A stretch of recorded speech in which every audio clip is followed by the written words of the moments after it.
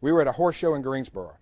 And my daughter, only on the last day of this 2-day horse show, in the last class, Dick, all she had to do was finish with a ribbon, and she would win the grand champion. That's all she had to do. She goes into the last class, and she rode like terrible. I mean, it was just terrible. She knew it. The horse knew it. The horse actually dropped his head as they're exiting the ring. I mean, I'm telling you, this is the truth. The horse came out of the ring with his head dropped down. He knew, or she knew, her name was Amy, she knew that Brandy had not ridden her the way that she could have in that ring. Fortunately for Brandy, there was only 6 kids in the class. There were 6 ribbons. She got the last place ribbon, but she had not ridden like a champion, even though she got the championship ribbon for the thing. As she exited the ring, I could see she was devastated. She pain in her face. And I went over to her, and I said something. So I said to her, Brandy, do you know why you feel bad today? And she said, no, I don't. She was almost in tears, even though she was the grand champion, but she just didn't feel it.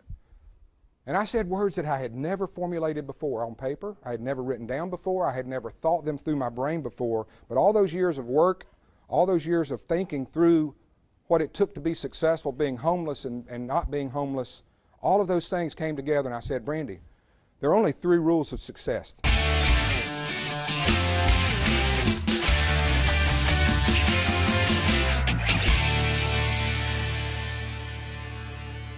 When you read that for the first time tonight, or you heard me say the words, hard work will eventually pay off, how many of you, your first thought went to task?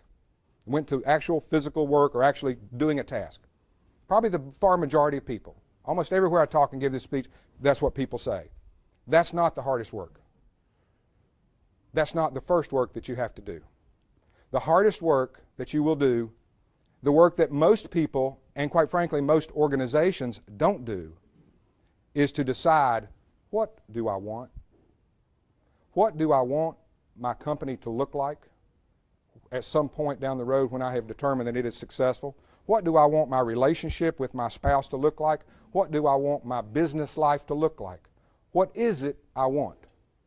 Most people do not take the time to sit down and decide that. That was one of the first things I did when I started building Crumley and Associates back in the very first day when I started building it. I knew from day one that I was building that law firm to sell it. Even though no law firm that I had been able to research in North Carolina had been sold before. But you see, I was embarking on a new era. An era of advertising, an era where a law firm could be branded just like McDonald's. I can show you statistics that show my name, my brand in this TV market. I'm more well known than a congressman or governors, right? Just like McDonald's or anybody else is well known, because we built a brand. So I knew from the very beginning when I built this company what it is, what I wanted that company to be down at the end of the road. In the book, I call it See the End First. You have to see the end first. You have to know where you want to take your organization.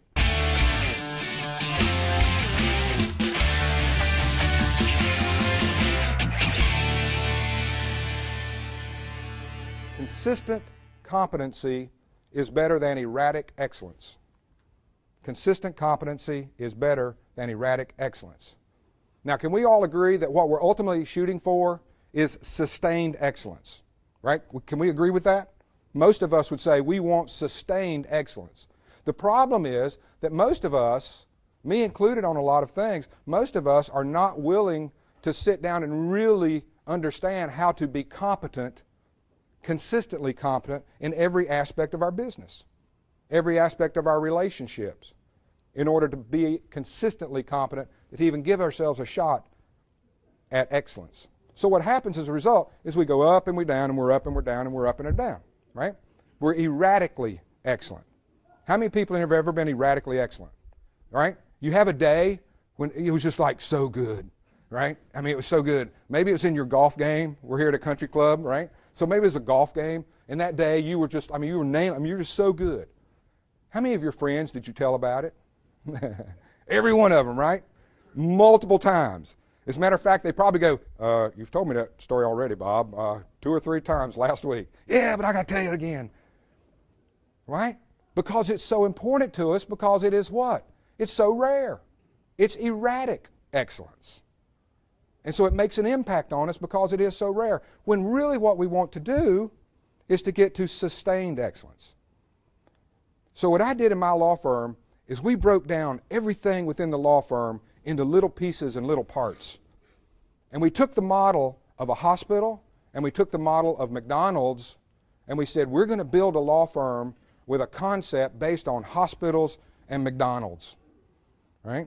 And that's what we did. And we modeled everything that we did inside the law firm on those things. We said, we're going to become consistently competent in all aspects of handling a case. Not just have a good lawyer who can give good legal advice. That's maybe 10, 15% of the deal. The other 80, 85% is doing that day-to-day work that gets that case through. So the client doesn't go, he never returns his phone calls, right? I never hear from him about what their case is all about. I never know what's going on in my case. And so we wanted to take that away. How many of you ever looked at McDonald's corporate website? Anybody ever looked at that? Would it surprise you that McDonald's does not have, as part of its corporate strategy, to be the absolute best hamburger in the world? That's what y'all supposed to laugh at that, right? Y'all supposed to like, come on, help me out here. You're supposed to laugh at that. Does McDonald's have the best hamburger in the world? No, of course not. But it's not their corporate strategy to have the best hamburger in the world.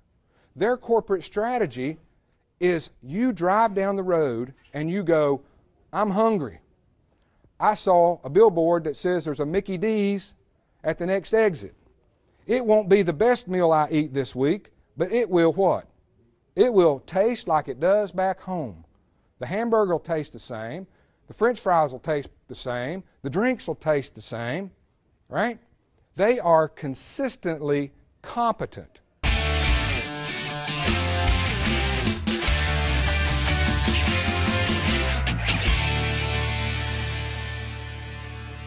Never go into the ring without the will to win. That's the one that Brandy missed on that day. She went into the ring without a will to win. As I began to think about that, I thought we use a ring to symbolize a lot of things, right? We use it to symbolize marriage. We have boxing rings. Politicians throw their hat into the ring. We use rings for a lot. The first rule is about the what. The second rule is about the how.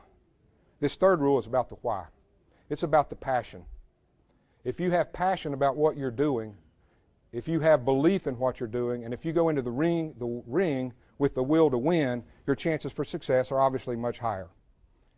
The main thought I want to leave you with this one particular rule, there's a lot of other aspects to it, but the main point I want to leave with you is something that freed me up. When you're homeless at age 30, 31 years of age, and you've been a licensed attorney and all these things that I had been, and you're homeless, you began to wonder, am I just doomed? Is success something that I'm not going to be able to reach? And something Vince Lombardi said really clicked for me and really changed it for me, and he said this.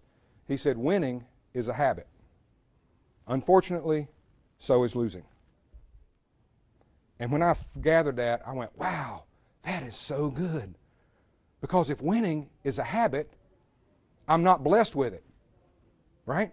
It's not something that is bestowed on me when I'm born or not bestowed on me when I'm born. I can choose to be successful. I can develop the habits of what it takes to be successful. I can work these rules in a way that will allow me to do what I need to do to be successful, whether I'm riding a horse and trying to win a ribbon, or whether I'm trying to stay married after 34 years, me and my wife, right? Or whether I'm trying to build a new model for a law firm in North Carolina.